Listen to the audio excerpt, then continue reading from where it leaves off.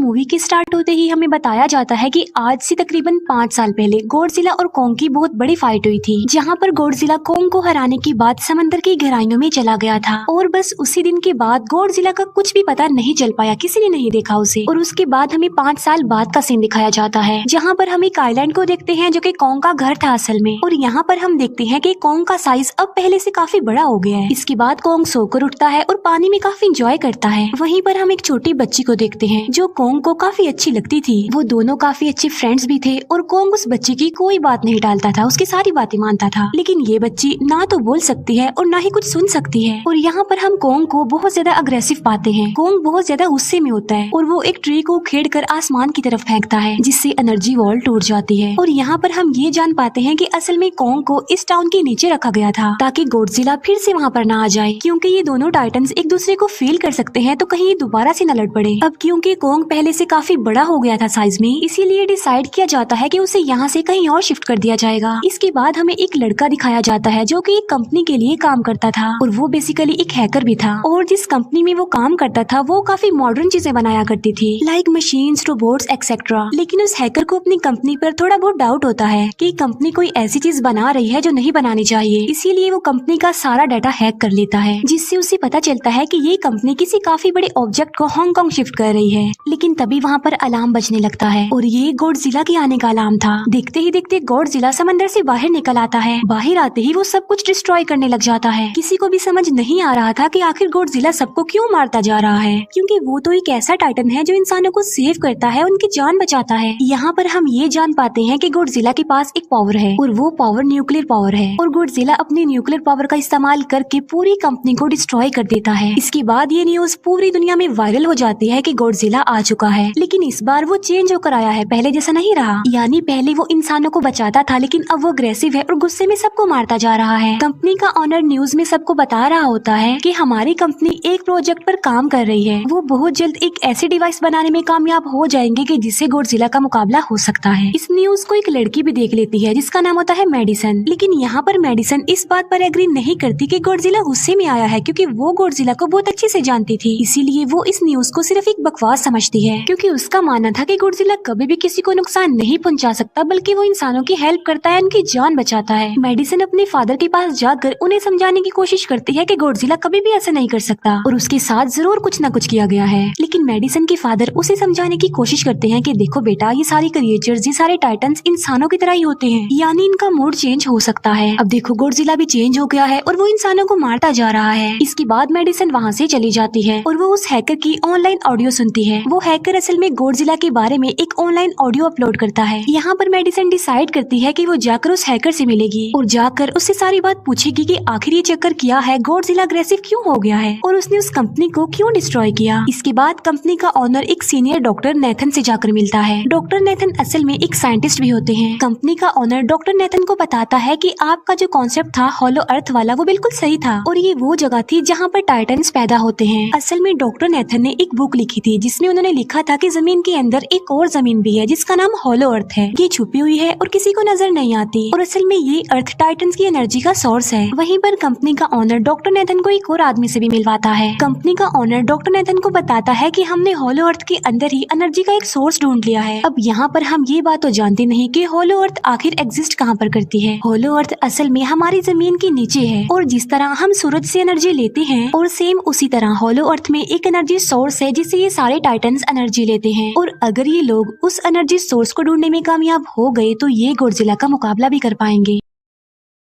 Doctor Nathan उनसे पूछता है कि आखिर हम उस हॉलो अर्थ तक जाएंगे कैसे, क्योंकि अब से कुछ साल पहले मेरे भाई ने भी वहाँ पर जाने की कोशिश की थी, लेकिन वो नहीं जा पाया और मर गया। यहाँ पर हम ये बात भी जान पाते हैं कि हॉलो अर्थ में ग्रेविटी नहीं होती, इसीलिए वहाँ पर हर चीज हवा में उड़ने लगती है। जिस पर कंपनी का ऑनर डॉक्टर नेथन को कहता है कि आपको इस बारे में फिक्र करने की कोई जरूरत नहीं है, क्योंकि हमारी कंपनी ने एक एंटी ग्रेविटी कार बनाई है जिसकी मदद से हम वहाँ यानी हॉलो अर्थ पर जाएंगे। कंपनी का ऑनर ये भी बताता है कि हर टाइटन्स में एक एबिलिटी होती है जिसके जिसकी मदद से हर टाइटन अपने घर को ढूंढ सकता है। इसीलिए हमें एक कॉन्ग की हेल्प लेनी चाहिए। इसके बाद डॉक्टर नेथन अपनी एक फ्रेंड जो कि डॉक्टर भी थी उससे मिलते हैं और ये फीमेल डॉक्टर कॉन्ग की देखभाल भी करती थी। डॉक्टर नेथन उस फीमेल डॉक्टर को समझाने की कोशिश करते हैं कि हमें कॉन्ग को उसके घर पर भेजना चाहिए और उसका घर होलो अर्थ है, क्योंकि हम उसे ज्यादा टाइम के लिए यहाँ पर नहीं रख सकते और अगर वो यहाँ से बाहर निकला भी तो गॉडजिला उस पर अटैक कर देगा। इसीलिए कॉन्ग सिर्फ होलो अर्थ में ही सेफ रह सकता है। अब थोड़ी बहस के बाद फाइनली वो फीमेल डॉक्टर भी इस बात के लिए एग्री हो जाती है, क्योंकि इसके अलावा उनके पास और कोई ऑप्शन जो नहीं था। फिर ये लोग अपनी पूरी आर्मी के साथ कॉन्ग को होलो अर्थ की तरफ ले जाने लगते हैं। कॉन्ग को ये लोग चेन से बांधकर ले जा रहे थे। कॉन्ग की फ्रेंड यानी वो छोटी बच्ची कॉन्ग से इशारों में बातें करती है। बच्ची बताती है कि कॉन्ग को गुस्सा आ रहा है क्योंकि उसे जंजीरों से बांधा हुआ है। आर्मी का लीडर उस फीमेल डॉक्टर को कहता है कि हम गॉडजिला के रास्ते से नहीं गुजरेंगे और हम किसी दूसरे रास्ते से ही जाएंगे ताकि गॉडजिला को पता न चल पाए। जिस पर वो फीमेल डॉक्टर कहती है कि जी हाँ बिल्कुल हमें ऐसा ही करना चाहिए, क्योंकि गॉडजिला और कॉन्ग की काफी पुरानी दुश्मनी है, क्योंकि वो दोनों ही खुद को मॉन्स्टर्स का किंग समझते हैं और अगर वो दोनों एक दूसरे के सामने आ जाते हैं तो तबाही मचा देंगे। फिर हम मेडिसन को देखते हैं जो कि अपनी फ्रेंड को लेकर उस हैकर से मिलने जाती है। यहाँ पर वो हैकर उन लोगों को बताता है कि असल में कंपनी एक काफी बड़ी चीज बना रही है और उस चीज को बनाकर हांगकांग शिफ्ट कर दिया जाएगा। लेकिन गॉडजिला को ये बात पसंद नहीं आई, इसीलिए उसने उस कंपनी पर अटैक करके उसे डिस्ट्रॉय कर दिया। फिर हम देखते हैं कि कॉन्ग वाली शिप में अलार्म बजने लगा है। वो बच्ची फीमेल डॉक्टर को बता रही होती है कि गॉडजिला आ रहा है। डॉक्टर नेथन कहता है कि अब क्योंकि गॉडजिला बाहर आ रहा है तो हमें कॉन्ग को भी आजाद कर देना चाहिए, यानी उसकी चेन्स खोल देनी चाहिए ताकि वो गॉडजिला का मुकाबला करके हम सबको बचा ले। और अब फाइनली गॉडजिला बाहर आ जाता है जो एक शिप को डिस्ट्रॉय करते हुए आगे बढ़ रहा था उन लोगों की तरफ। जब कॉन्ग को पता चलता है कि गॉडजिला आ रहा है तो वो जोर से चिल्लाने लगता है, लेकिन उसे तो चेन से बांधा गया था। फिर ये लोग गॉडजिला पर रॉकेट और मिसाइल से अटैक करते हैं, जिसका गॉडजिला पर जरा भी असर नहीं होता। जो उन लोगों की प्लेन्स होते हैं गॉडजिला उन्हें भी डिस्ट्रॉय कर देता है। और अब गॉडजिला कॉन्ग वाली शिप की तरफ बढ़ रहा था। गॉडजिला उन लोगों की सारी शिप्स को डिस्ट्रॉय कर देता है और यहाँ पर गॉडजिला उनके शिप को पलट देता है, जिससे कॉन्ग और बाकी लोग समंदर में डूबने लगते हैं। फिर वो लोग कॉन्ग की चेन्स को खोल देते हैं ताकि कॉन्ग गॉडजिला का मुकाबला करके उन सबको बचाए। फिर गॉडजिला और कॉन्ग की ग्रेट वॉर होती है, जिससे कॉन्ग गॉडजिला को समंदर में काफी नीचे फेंक देता है। फिर वो पलटी हुई शिप को सीधा करता है ताकि सब लोगों की जान बच सके। लेकिन गॉडजिला एक बार फिर से उठता है और वो उस शिप की तरफ जा रहा था जिसमें वो बच्ची थी। और यहाँ पर कॉन्ग एक शिप से दूसरी शिप पर जंप करके फाइनली उस शिप तक पहुँच जाता है जहाँ पर गॉडजिला आ रहा था। यहाँ पर कॉन्ग गॉडजिला को एक जोरदार पंच मारता है। फाइट बैक करते हुए गॉडजिला भी कॉन्ग को मारता है, जिससे कॉन्ग नीचे गिर जाता है। कॉन्ग एक बार उठकर फिर से गॉडजिला को मारता है और गॉडजिला जाकर समंदर में गिरता है। इस बात से गॉडजिला को काफी गुस्सा आ जाता है और यहाँ पर वो अपनी पावर यानी न्यूक्लियर पावर का इस्तेमाल करता है। ये देखकर कॉन्ग जल्दी से अपनी जान बचाने के लिए पानी में कूद जाता है। गॉडजिला की जो न्यूक्लियर पावर की लाइट होती है वो हर जगह फैल जाती है। सब लोग उसे देखकर काफी हैरान रह जाते हैं और यहाँ पर हमें अंदाजा हो जाता है कि गॉडजिला कितना ज्यादा पावरफुल है। फिर समंदर के अंदर ही उन दोनों के बीच फाइट होने लगती है। गॉडजिला तो पानी में सांस ले सकता था, लेकिन कॉन्ग जो कि इंसानों की तरह था वो पानी में सांस नहीं ले सकता था, इसीलिए कॉन्ग हारता हुआ नजर आ रहा था।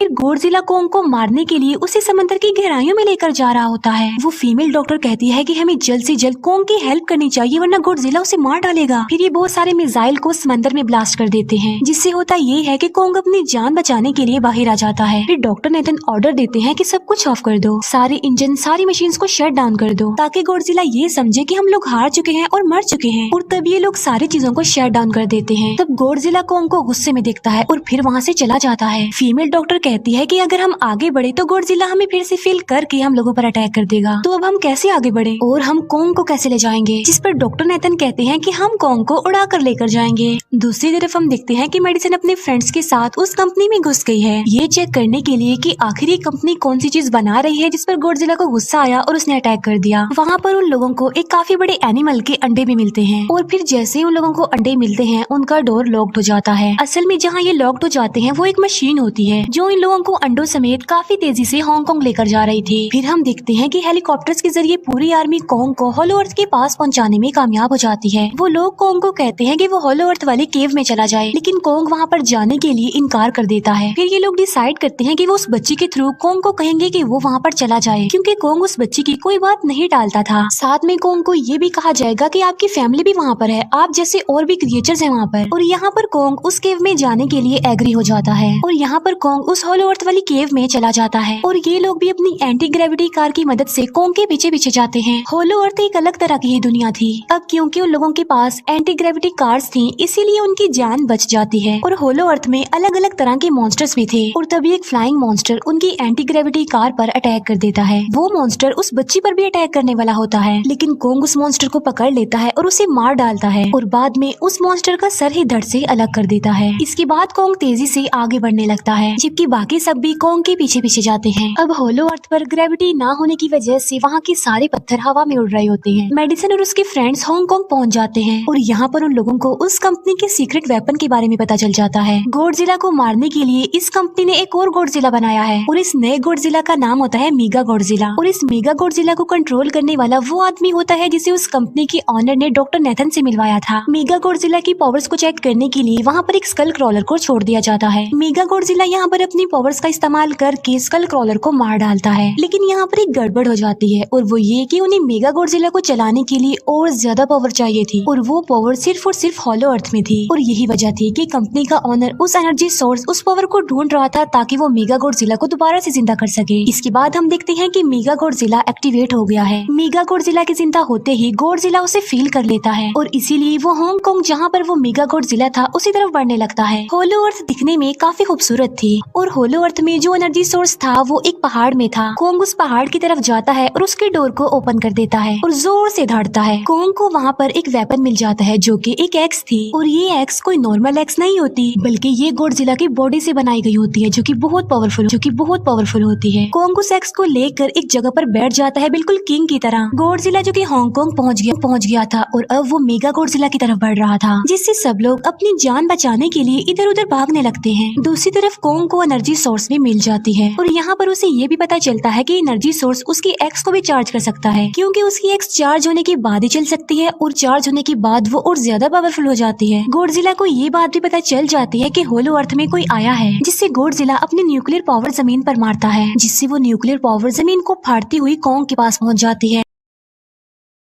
कंपनी की एक फीमेल ऑनर उन लोगों के साथ ट्रेक करती है। वो इस एनर्जी का थोड़ा सा सैंपल अपनी कंपनी के पास भेज देती है ताकि वो लोग मेगा गॉडजिला को एक्टिवेट कर दें। हालांकि फीमेल डॉक्टर उसे ऐसा करने से मना करती है, लेकिन वो उसकी एक नहीं सुनती और जब उस लड़की को रियलाइज होता है कि यहाँ पर गॉडजिला भी आने वाला है तो वो वहाँ से भागने लगती है, लेकिन तभी कोंग उसकी कार को पकड़कर उसे डिस्ट्रॉय कर देता है। कोंग अपना एक्स लेकर गॉडजिला से लड़ने के लिए तैयार हो जाता है, क्योंकि इस न्यूक्लियर पावर के जरिए गॉडजिला ने कोंग को लड़ने का इशारा दिया था। फिर कोंग वहाँ से भागते हुए हांगकांग हो जाता है। कोंग गॉडजिला पर अटैक करता है, लेकिन बाय मिस्टेक उसकी वो एक्स एक बिल्डिंग में फंस जाती है और मौके का फायदा उठाकर गॉडजिला कोंग को नीचे गिरा देता है और यहाँ पर इन दोनों के बीच जबरदस्त फाइट होती है। गॉडजिला कई बार अपनी न्यूक्लियर पावर का इस्तेमाल करके कोंग को मारने की कोशिश करता है, लेकिन कोंग बहादुरी से मुकाबला करते हुए हर बार बच जाता है। फिर कोंग अपनी एक्स से गॉडजिला पर अटैक करके उसे इंजर्ड कर देता है, जिससे गॉडजिला को गुस्सा आ जाता है और वो अपनी न्यूक्लियर पावर का इस्तेमाल करके कोंग को दूर फेंकता है, लेकिन कोंग अपनी एक्स की मदद से उस पावर को अपनी तरफ आने से रोक देता है। इन दोनों के बीच काफी देर तक फाइट चलती रहती है। अब क्योंकि गॉडजिला काफी ज्यादा पावरफुल था, इसीलिए कोंग हारता हुआ नजर आ रहा था। गॉडजिला कोंग को इंजर्ड करके वहीं पर फेंक देता है और उसकी चेस्ट पर पैर रख के जोर से धाड़ने लगता है। उसे देखकर कोंग भी जोर से धाड़ने लगता है और तभी गॉडजिला कोंग को छोड़कर वहाँ से जाने लगता है। हम देखते हैं कि कंपनी के ऑनर को वो एनर्जी सोर्स मिल चुका था जिसके जरिए वो मेगा गॉडजिला को जगा दे। यहाँ पर हमें पता चलता है कि मेगा गॉडजिला से काफी पावरफुल है और उससे साइज में काफी बड़ा भी है, लेकिन यहाँ पर मेगा गॉडजिला सब कुछ अपने कंट्रोल में कर लेता है। इसीलिए मेगा गॉडजिला सबसे पहले कंपनी के ऑनर को मारता है और बाद में उसके असिस्टेंट को भी मार डालता है। फिर मेगा गॉडजिला दीवार को फाड़ते हुए बाहर आ जाता है। गॉडजिला जब मेगा गॉडजिला को देखता है तो वो उसे लड़ने के लिए आगे बढ़ता है और उन दोनों के बीच काफी फाइट होती है। अब क्योंकि मेगा गॉडजिला काफी पावरफुल था, इसीलिए गॉडजिला हारता हुआ नजर आ रहा था। Mega Godzilla